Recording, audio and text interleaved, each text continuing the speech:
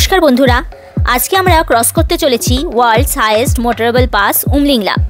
এই রাস্তা সম্পর্কে বলে রাখি, এই রাস্তায় ম্যাক্সিমাম কাঁচা, পাথুরে ও ধুলো মাখা, কিছু কিছু জায়গায় ভাঙা পিচের রাস্তাও আছে। এই রাস্তায় এতটাই ধুলো যে ধুলোর কারণে সামনে দেখা কঠিন হয়ে যায়। এই রাস্তাটার বেশিরভাগই পাথর খচিত অফরোড ট্র্যাক, যার রেলিং নেই এবং এক পাশে রয়েছে গভীর খাদ। মোটামুটি 16,000 ফুট পেরোলেই শ্বাস নিতে খুবই কষ্ট হয় এবং গাড়ির ইঞ্জিন ক্ষমতাও কম হতে থাকে এবং আশেপাশে কোনো লোকালয় নেই, মোবাইল নেটওয়ার্ক, দোকান, কোনো মেকানিকও নেই। তো এখানে যদি বাই চান্স গাড়ির পারফরমেন্স খারাপ হয় তো গাড়ি নিয়ে খুবই সমস্যায় পড়তে হয়। তাই আজকে আমাদের যাত্রা ছিল মোস্ট চ্যালেঞ্জিং। তো চলুন দেখা যাক কিভাবে আমরা এই রাস্তা জয় করলাম।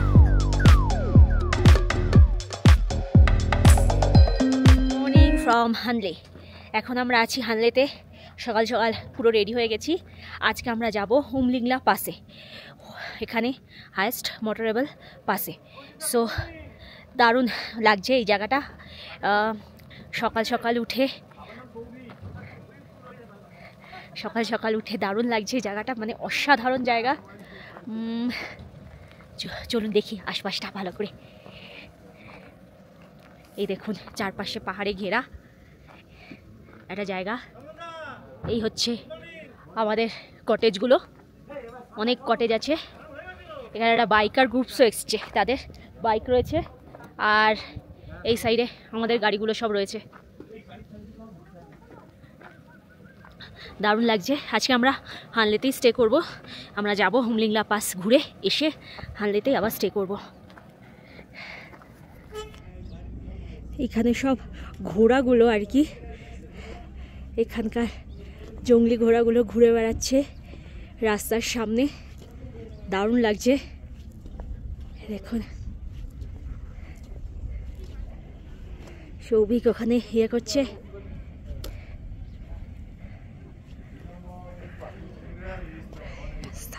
এখন বাজে ঘড়িতে 8:15 বাজে। সো এখন ব্রেকফাস্ট করে বেরোতে বেরোতে আশা করছি প্রায় 9টা বেজে যাবে। সো এখান থেকে প্রায় 150 কিলোমিটার দূর আছে উমলিংলা পাস। তো এটাই আমাদের এই রুটের হাইয়েস্ট জার্নি হবে, মানে highest journey in the sense the highest হাইটে অল্টিটিউডে ওঠার জার্নি হবে। আর তারপর থেকে কালকে থেকে আমরা আস্তে আস্তে নিচে নামবো। দেখুন ঘোড়াগুলো দৌড়াচ্ছে, দেখুন।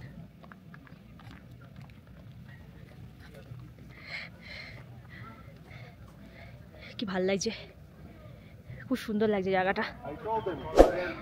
মানে সব জায়গায় এসে আমরা থাকছি আর বেরিয়ে যাচ্ছি, মানে প্রত্যেকটা জায়গায় এত সুন্দর মনে হচ্ছে আরেকদিন থাকলে ভালো হতো। শুধু প্যাংগংয়ে গিয়ে একটু কষ্ট হয়ে গেছিলো। প্যাংগংও খুব সুন্দর জায়গা, পুরো লেকের জলটা নীল রঙের, কিন্তু ওখানে শরীর খারাপ হয়েছে, তাই ওখানে দ্বিতীয় দিন থাকার কথা মাথায় আসেনি। বাট বাকি সব জায়গায় মনে হচ্ছে যে আরেকদিন থাকলে ভালো হতো।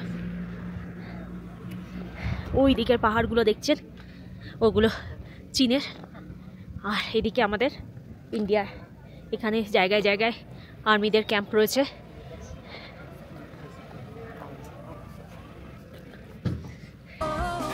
শুরু করলাম আজকে আমাদের জার্নি।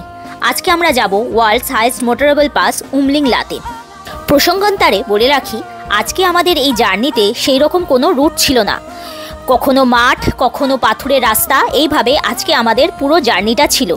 তো কিভাবে আমরা উমলিংলাতে পৌঁছালাম চলুন দেখে নিই। আমরা এখন যাচ্ছি উমলিংলার দিকে, ওয়ার্ল্ডস হাইয়েস্ট মোটরেবল পাসের দিকে। এই যে সামনের রাস্তাটা দেখতে পাচ্ছেন, অ্যাজ ইউজুয়াল গুগল ম্যাপে এর কোনো রুট দেওয়া নেই। আমরা এখনও এখানে আর্মি লোকদের আর কি সব জিজ্ঞেস করে করে এগোচ্ছি, এরকম ধুলো ভরা মাঠের ভেতর দিয়ে। শুধু আমরাই না, কিন্তু আমাদের গ্রুপের গাড়িও না, এখানে আরও কিছু গ্রুপ দেখছি আর কি, বাইকার গ্রুপস বা আদার্স গাড়িও এই রুট দিয়ে যাচ্ছে। তারাও সবাই আই হোপ এই উমলিংলা পাসের দিকেই যাচ্ছে। এই পুরো মাঠের ওপর দিয়ে আর কি রাস্তা, প্রচণ্ড ধুলো উঠছে, মানে একটু গ্যাপ রেখে চালাতে হচ্ছে, নইলে কিচ্ছু দেখা যাচ্ছে না। আমি প্রথমেই আমার দর্শক বন্ধুদের কাছ থেকে ক্ষমা চেয়ে নিচ্ছি, কারণ আজকের ভিডিওটা ঠিকভাবে আমরা করতে পারিনি। বুঝতেই পাচ্ছেন রাস্তায় এতটা ধুলো যে ক্যামেরা ঠিকমতো ফোকাস করতে পারেনি, সমস্ত ফোকাস ধুলোর ওপরই দিয়ে দিয়েছে। তো সেই ধুলোটাই আপাতত, ধুলোর জন্যই আমাদের পুরো স্ক্রিনটা হেজি হয়ে গেছে। তো যতটুকু বোঝা যাচ্ছে ততটুকু আপনারা নিশ্চয়ই গেস করে নিতে পারছেন যে আজকে আমাদের রাস্তার কন্ডিশন কেমন ছিল। পুরো পাথুরে রাস্তা এবং সঙ্গে ছিল মারাত্মক রকমের ধুলো। এতটাই ধুলো ছিল যে সামনের গাড়িকে ঠিকমতো দেখা যাচ্ছিল না। আমরা সামনের গাড়ি থেকে বেশি ডিস্টেন্সে থাকতেও পাচ্ছিলাম না, কারণ যেহেতু আমাদের কাছে কোনো ম্যাপ নেই, সুতরাং হারিয়ে যাওয়ার একটা সম্ভাবনাও ছিল। আবার কাছে গেলে হচ্ছিল কি পুরো ধুলোটা আমাদের চোখের সামনে চলে আসছিল, যাতে আমাদের ভিজিবিলিটি একদম লো হয়ে যাচ্ছিল। তো এই রাস্তাটা খুবই কষ্টকর ছিল।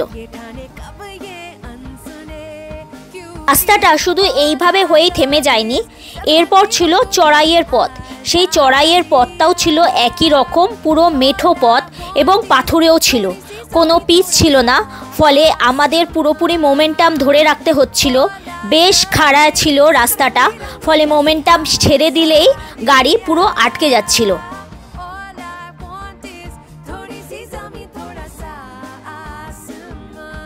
তবে কিছু দূর এইভাবে যাওয়ার পর অবশেষে আমরা ভালো রাস্তা পেলাম।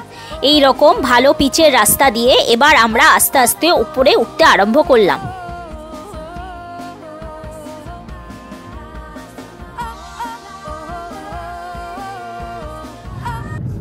আমরা অবশেষে এই পিচের রাস্তা পেয়েছি।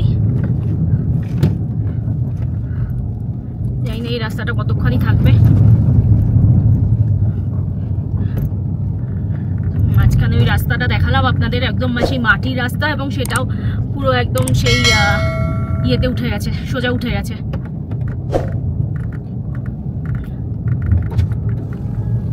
বাইরে প্রচন্ড গরম। হ্যাঁ,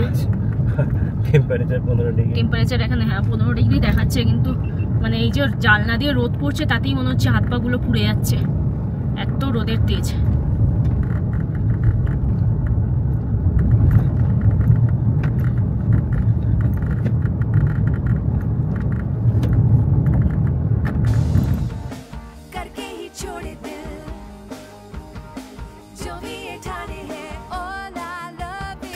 রাস্তার মাইল ফলকে দেখতে পাচ্ছিলাম উমলিংলা আর মাত্র 31 কিলোমিটার বাকি, কিন্তু রোদের তেজ এখানে বেশ ভালোই ছিল।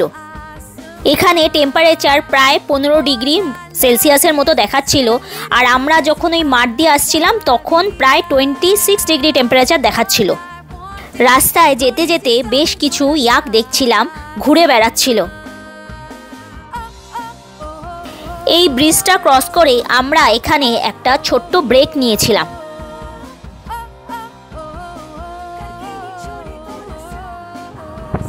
এই দেখুন, এখানে কোনো নদীর জল ছিল হয়তো, কিংবা কোনো ঝর্ণার জল, ফ্রিজ হয়ে আছে পুরো।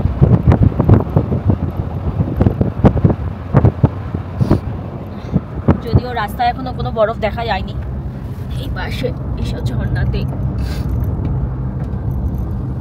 ঝর্ণার জলেই আমরা দেখছি বরফ।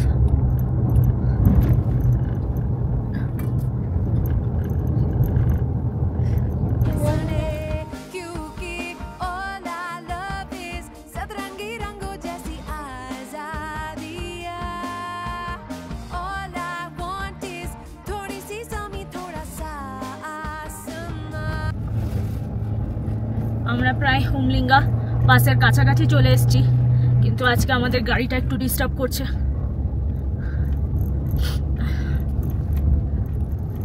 গাড়ির আজকে পাওয়ার ল্যাগ করছে, খুবই একটু সমস্যা হচ্ছে আজকে।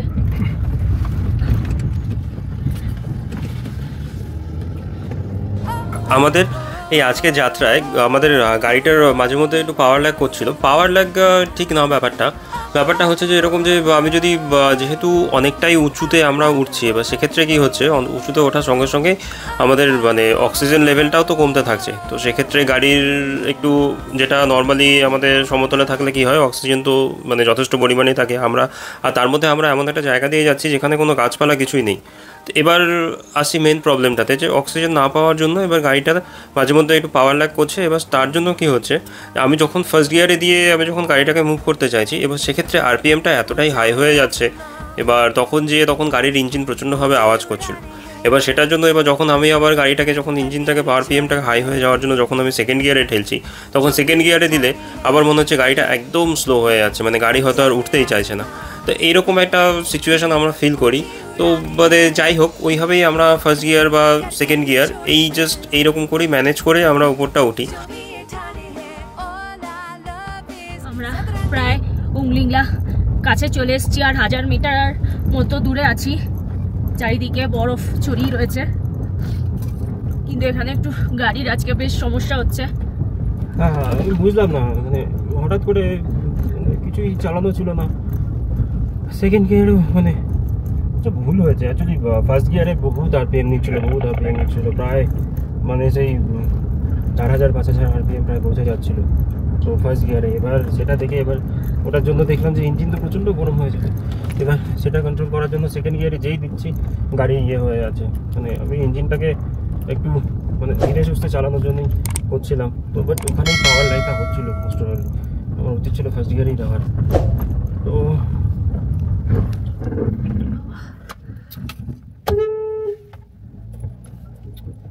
মোমেন্টামটা নষ্ট হলো প্রচণ্ড।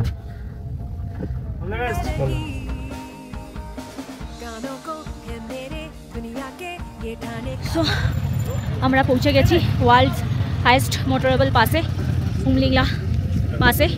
এই যে দেখতে পাচ্ছেন অনেকটা বড় বাইকার গ্রুপ রয়েছে, ওরা ফটো তুলছে। এখানে ফটো তোলা হচ্ছে।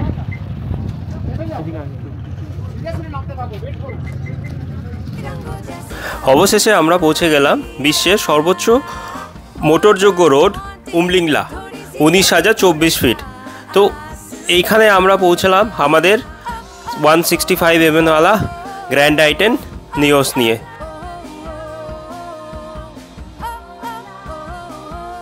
আমাদের যাই হোক, আমরা উমলিংলা থেকে নেমে এসেছি, কারণ উমলিংলাতে প্রচণ্ডভাবে সন্দেশ পুরো ঝিমিয়ে পড়েছিল।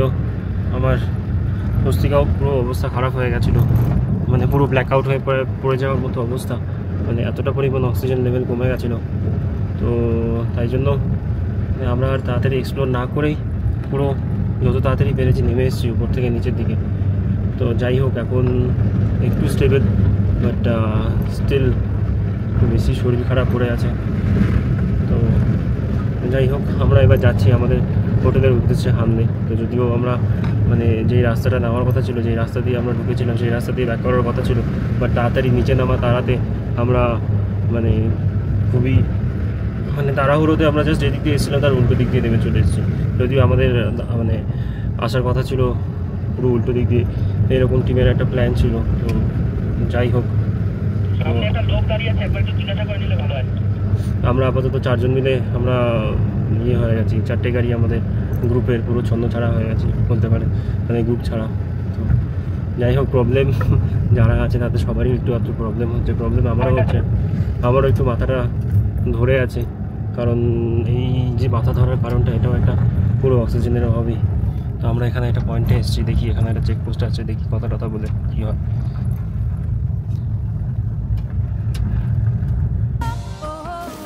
তো যাই হোক, আমরা পরে জানতে পারি যে আমরা অলরেডি ভুল রাস্তা দিয়ে তো এসেছিলামই, কিন্তু সেটা ছিল চায়না বর্ডারের দিকে, ডেমচুক। আমরা রওনা দিয়েছিলাম ডেমচুকের উদ্দেশ্যে, যেটা ছিল পুরো চায়না বর্ডারের কাছাকাছি।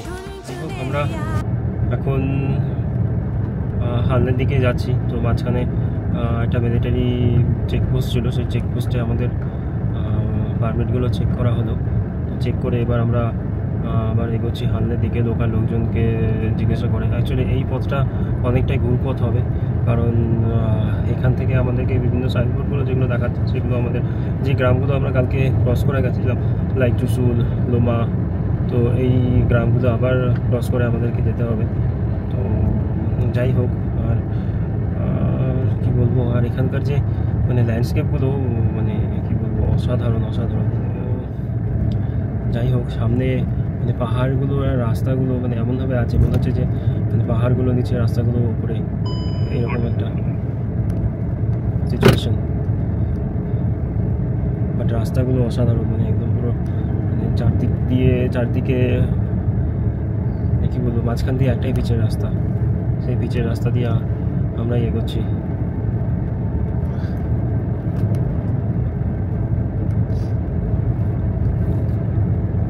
অসাধারণ লাগছে, অসাধারণ লাগছে। যাই হোক, যে এটা বলছিলাম যে হয়তো এখানে মানুষজন আসেনি বলেই এই সৌন্দর্যটা হয়তো এখন আছে মেবি, যদিও এখানে রাস্তার ভালো মতনই কাজবাজ চলছে।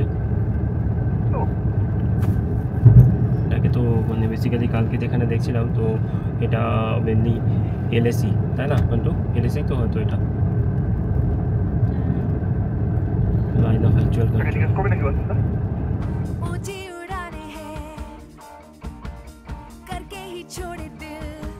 হ্যালো সবাই, আমরা এখন ওই উমলিংলা থেকে আমাদের হানলের হোটেলের রাস্তায় আছি। অ্যাকচুয়ালি মানে সৌভিক অলরেডি বলেছে যে আমাদের মানে উমলিংলায় গিয়ে আমাদের শরীরটা খুবই খারাপ করে গেছিলো। আমি এখনও ঠিকঠাক হইনি আর কি। তো আমরা অ্যাকচুয়ালি যে গ্রুপটা এসছি আর কি, আমরা মানে তখন এতটাই কষ্ট হয়ে গেছিলো যে আমাদের গ্রুপে 4টে গাড়ি, আমাদের ইনক্লুডিং আমাদের, তো আমরা অন্য সাইডে মানে কতক্ষণে আর কি ওই জায়গাটা এত জ্যামও হয়ে গেছিলো। একটা বাইকার গ্রুপ ছিল, আমাদের গাড়ির গ্রুপ ছিল, এছাড়া আদার্স কিছু লোকও ছিল। তো এতটাই জ্যাম মানে জায়গাটা এতটাই ইয়ে হয়ে গেছিলো, জ্যাম হয়ে গেছিলো যে আমরা কোনোরকম অপোজিট সাইডে রাস্তা ফাঁকা দেখে আমাদের তখন মানে সৌভিক তখন ফার্স্ট, মানে সৌভিক বলে না বাকিটা সবারই তখন টার্গেট ছিল আর কি, যেহেতু আমরা বা এখানে সন্দেশ অসুস্থ হয়ে পড়েছিল, আদার্স গাড়িরও যেসব বাচ্চারা ছিল তারা অসুস্থ হয়ে পড়েছিল। তো এদের মানে ফার্স্ট টার্গেট ছিল মানে তাড়াতাড়ি আগে নিচে নেমে আসা। তো নিচে নামতে গিয়ে আমরা অপোজিট সাইডে চলে আসি এবং অনেকটাই চলে আসি পুরো উল্টো পথে। এবার অলরেডি বলেছি এখানে নেটওয়ার্ক নেই, গুগল ম্যাপ কাজ করছে না, এবং এখানকার রাস্তা আর কি ম্যাক্সিমামই ওই যাওয়ার সময় দেখিয়েছিলাম ওই মাঠের মধ্যে দিয়ে বালির রাস্তা ওরকমভাবে গেছি। যাওয়ার সময় না হয় আমাদের যে টিম লিডার ছিল সে গাইড করে নিয়ে গেছে, কিন্তু এখন তো সে অন্য মানে আলাদা হয়ে গেছি আমরা, ফলে গাইড করার মতো সেরকম কিছু নেই। তো আমরা এদিক ওদিক ঘুরে যাচ্ছি আর লোকাল লোকদের জিজ্ঞেস করে করে যাচ্ছি। তো মনে হয় অনেকটাই ঘুরপথে আমাদের আজকে হানলে হোটেলে যেতে হবে। তো এখনও আমি হাঁপাচ্ছি আর কি, পুরোপুরি ঠিক হয়নি। অ্যাকচুয়ালি সকাল থেকে এমনিতেই আমার একটু শরীরটা খারাপ ছিল, ঠান্ডা ঠান্ডা লেগে গেছে খুব, প্যাংগং থেকে একটু ঠান্ডা ঠান্ডা লেগে গেছে। সকালবেলা আমি মানে একটু জ্বরও লাগছিলো, প্যারাসিটামল খেয়ে বেরিয়েছি। মানে পরে ওখানে যাওয়ার পর মনে হয়েছে আমার রিস্ক নেওয়াটা ঠিক হয়নি আর কি। তো এখনও এই লোকাল লোক জিজ্ঞেস করে করে আমরা এদিক ওদিক খালি ঘুরে যাচ্ছি। অলরেডি মানে অনেকটা টাইমও হয়ে গেছে, খিদেও পেয়ে গেছে, কিন্তু খাওয়ার মতো এখানে কোনো অপশান নেই। অপশান পেলেও দাঁড়ানোটাও চাপের হবে, কারণ কখন পৌঁছাবো মানে বুঝতেই পারছেন। একে তো রাস্তা নেই, মানে মাঠের ওপর দিয়ে রাস্তা, মানে যে না নেটওয়ার্ক আছে যে কারোর সাথে মানে কন্ট্যাক্ট করবো। তো আর সেরকম লোকাল লোকও যে দেখতে মানে এখানে সেরকম লোকজনও নেই যে আমরা কোথাও গেলে যে দাদা কোন দিকে যাবো মানে জিজ্ঞেস করি, সেই অপশানটাও নেই। এখানে দূর দূরান্তে কোনো লোক নেই। লোক বলতে এখানে রাস্তার মাঝে মাঝে কাজ হচ্ছে সেসব লোকেরা, বা তারা এখানকার মানে কাজ করছে, তারাও তো মানে বাইরে থেকে এসছে, তো তারাও সেইভাবে কিছু বলতে পারছে না। এবার কালকে মানে হানলে যাওয়ার পথে প্রচুর মিলিটারি আর্মির গাড়ি অনেক কিছু দেখেছি, কিন্তু আজকে একটাও আমাদের এখনো অবধি চোখে পড়ছে না যে তাদের একটু জিজ্ঞেস করব। দু একটা চোখে পড়েছে, তাদেরকেই জিজ্ঞেস করে আমরা এদিক ওদিক করে যাচ্ছি। তো চলুন যাওয়া যাক, আমরা কোন পথ দিয়ে যাচ্ছি। যদি কেউ বাইরে থাকে তাদের জিজ্ঞাসা করে নেওয়া ভালো।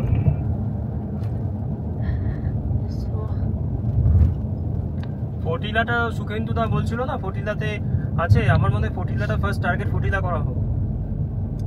ডান দিকে ফটিলা দেখাচ্ছিল এই ইয়েতে।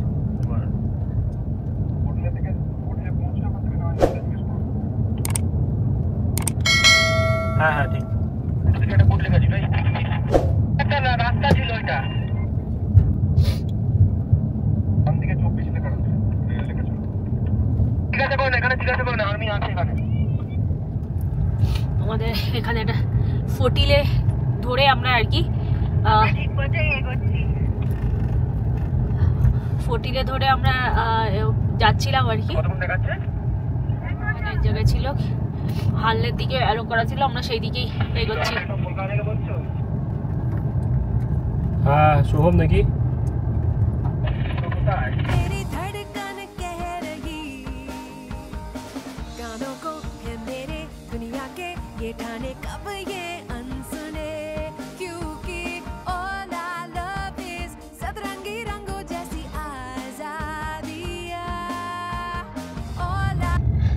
তো নেই, আমরা মাইল ফলকে দেখে লোকাল লোকদের জিজ্ঞেস করে এগোচ্ছি, তাও লোকাল লোক দেখতেই পাচ্ছি না এই এরিয়ায়। যাই হোক, মাইল ফলকে দেখেই এদিকে হানলে অ্যারো চিহ্ন দেওয়া ছিল, সেদিকে দেখে এগোচ্ছি, কিন্তু তখন থেকে আমরা খালি উপরে উঠেই যাচ্ছি। আর এদিকে আমার প্যানিক স্টার্ট হয়ে গেছে, কারণ যে উমলিংলায় যা হলো শরীরের অবস্থা, আবার উপরে উঠছে, জানি না কত দূর উঠতে হবে, কি হবে স্ট্যাটাস।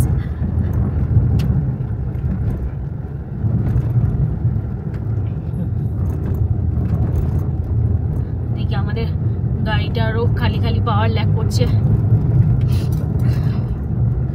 4:23 বাজে, আমাদের আজকে সারাদিনে ঠিক মতো কিছু খাওয়া হয়নি।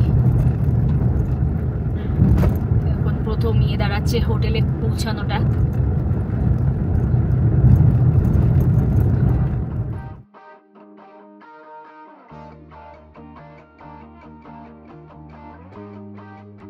এখন 4:41 বাজে, আমরা তখন থেকে ক্রমশই উপরে উঠেই যাচ্ছি।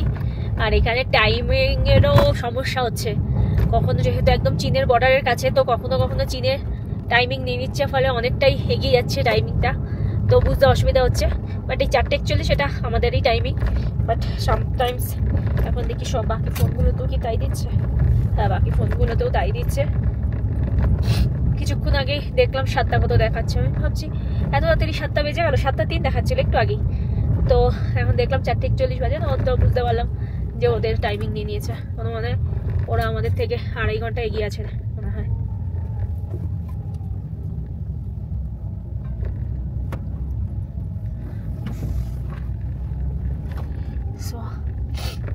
বুঝতে পারছি না যে আমাদের দেখাচ্ছে তো আরো 29 কিলোমিটার মতো যেতে হবে, মানে গুগল ম্যাপ নেই, একজনের ম্যাপ কোনো রকম মানে অফলাইন ডাউনলোড করে নিয়েছিল বলে একজনের ম্যাপ কোনো রকম চলছে। আমরা এই 4টে গাড়ি আলাদা হয়ে গেছিলাম, এই 4টে গাড়ির মধ্যে একজনের ম্যাপ কোনো রকম চলছে বলে ওর ম্যাপ অনুযায়ী যাচ্ছি, কিন্তু ব্যাপারটা হলো এখানে খালি তখন থেকে উপরে উঠে যাচ্ছি, তো একটা তো ভয় লাগছে যে আবার উমলিংলা হয়ে আবার যেতে হবে। তত যদিও উমলিংলা হয়ে গেলে নিশ্চয়ই 29 কিলোমিটার বলতো না, আরো অনেক বেশি বলতো।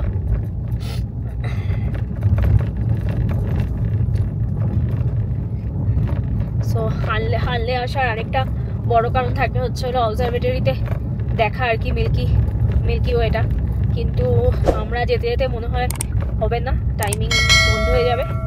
আর সেকেন্ডলি যদি থাকেও তাহলেও আমাদের এনার্জি থাকবে বলে সন্দেহ আছে, যেভাবে সারাটা দিন গেল। সৌভিকের এমনিতেই শরীরটা খুব খারাপ করেছে।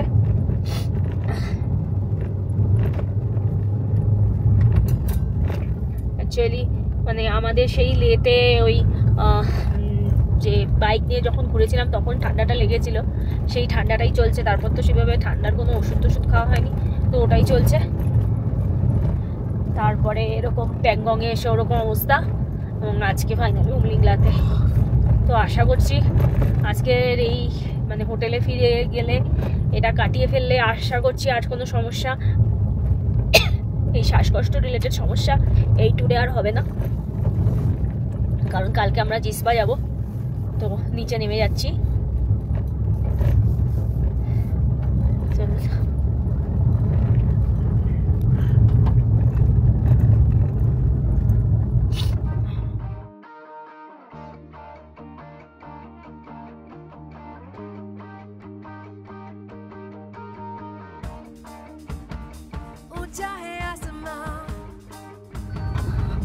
এখানে আমরা আবার উপরে উঠছি, এবং উপরে ওঠার সঙ্গে সঙ্গে আবার সবার শ্বাসকষ্ট আবার আরম্ভ হয়েছে।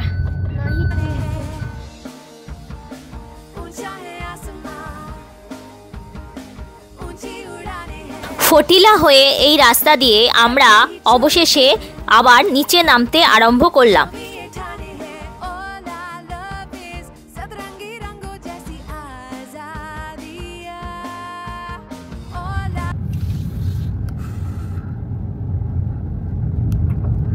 আজকে দিনটা যে কিরকম যাচ্ছে আমাদের,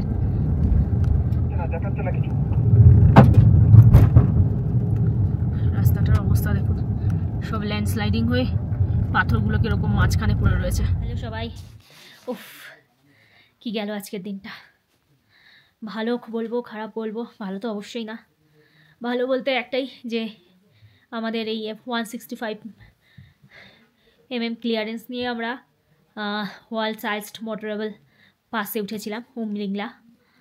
বাট খারাপ হলো আজকে আমাদের গাড়িটাও একটু সমস্যা করেছে, প্রচুর পাওয়ার ল্যাগ করছিল।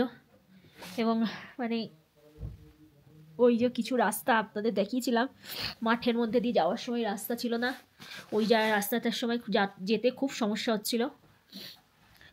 তো যেভাবেই হোক উমলিংলায় পৌঁছানোর পর আমাদের শরীর সবারই আস্তে আস্তে খারাপ হলো। আমার তো খুবই খারাপ হয়ে গেছিলো, প্রায় ব্ল্যাকআউট টাইপের হয়ে গেছিলো, পুরো একদম ছিমিয়ে পড়েছিলাম।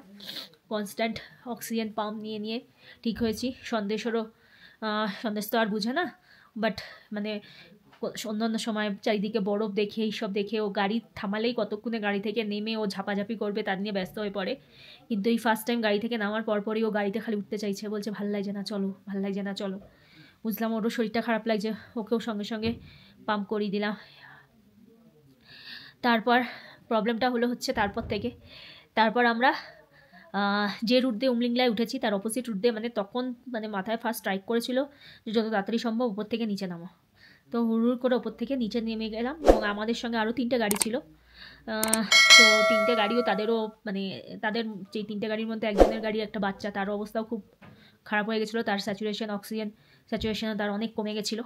তো নেমে আসার পর আমরা অনেকটাই নেমে আসার পর আমরা বুঝলাম যে আমরা রাস্তা ভুল করে ফেলেছি, অন্য রাস্তায় চলে এসেছি।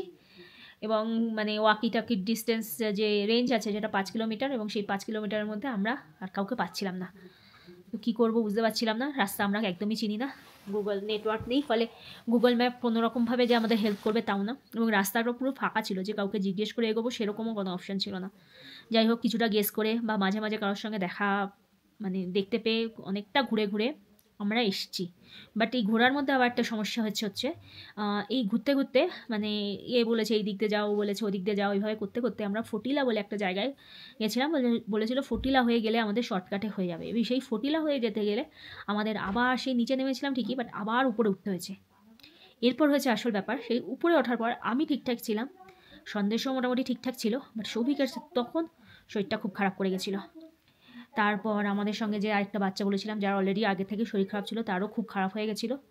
তো ওই ফটিলা পাস হয়ে আবার নেমে আমাদের হানলে আসতে হয়েছিল। তো ওইভাবে আসলাম, এখানে এসে সেই মানে কীভাবে এসছি আমরাই জানি।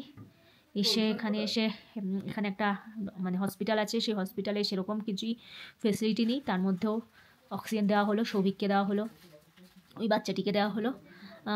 এবং তারপরে আস্তে আস্তে ব্যাপারটা এখন মানে ব্যাপারটা একটু স্থির হলো। সৌভিক এখন ভালো আছে, বাচ্চাটাও ভালো আছে।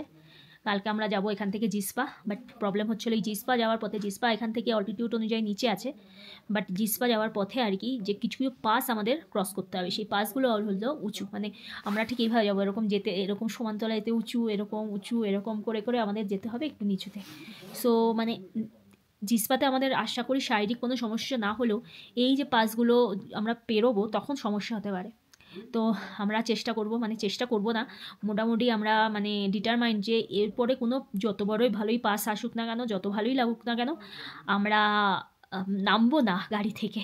কারণ আজকে যা অবস্থা হয়েছে, মানে এরকম অবস্থা হয়েছে পরের দিকে যখন আমরা ফটুলা পাসে আবার উঠছি, মানে এরকম দেখছি চারিদিকে বরফ ছড়িয়ে আছে, যেখানে এখানে আসার আগে মানে ফার্স্ট মানে ছিল বরফ পাবো, কবে বরফ পাবো, মানে ফার্স্ট টাইম যখন জজিলা পাসে বরফ দেখেছিলাম বিশাল এক্সাইটেড ছিলাম, আর এখন মনে হচ্ছে না যেখানে বরফ সেখানে যাবো না, কারণ শরীর আর দেবে না, মানে এরকম অবস্থা হয়েছে। তো মানে এখানে আসার আগে আমরা মানে কিছু ভিডিও দেখেছিলাম, বারালাচা পাসে প্রচুর বরফ পড়েছে, তো আমরা শিওর ছিলাম আমার কোথাও বরফ চাই বা না পাই, বারালাচা পাস এবং উমলিংলাতে আমরা বরফ পাবো। বাট সত্যি কথা বলতে কালকে আমাদের মানে যদি বারালাচা পাসে যতই বরফ থাকুক না কেন, আমাদের নেমে দেখার মতো কোনো রকম ইন্টেনশন নেই, শারীরিক মানে ক্ষমতাও নেই এবং ইন্টেনশনও নেই। তো ঠিক আছে, আজকে এরকমভাবে মানে একটা এক্সপিরিয়েন্স গেল আর কি। সব দিন যে সমান যাবে, সব জার্নি যে স্মুথ হবে এমন তো ব্যাপার না, কিছু জার্নি তো একটু এদিক ওদিক হবে। তো আজকের জার্নিটা একদমই স্মুথ ছিল না, জার্নিটা যথেষ্টই আর কি মানে খারাপ জার্নি ছিল। এবং যাই হোক যেভাবে হোক finally end of the day আমরা সুস্থভাবে রাত্রে শুতে চলেছি, এটাই সবচেয়ে ভালো ব্যাপার। বাট কালকে জিসপাটা অনেকটাই দূর, মানে প্রায় 450 কিলোমিটার মতো আমাদের যেতে হবে। তাই জন্য আমাদের অনেক ভোরবেলা বেরোতে হবে। আমাদের গ্রুপ থেকে জানিয়ে দেওয়া হয়েছে অনেক ভোরবেলায় আমরা বেরোতে হবে এবং ব্রেকফাস্ট আমাদের রাস্তায় করতে হবে, কারণ ব্রেকফাস্ট করে বেরোনোর মতো আমাদের কালকে সময় নেই। তো ঠিক আছে, এখন বাজে ঘুরিতে কটা বাজে এখন, এক সেকেন্ড, এখন বাজে 10টা, 10:15 বাজে।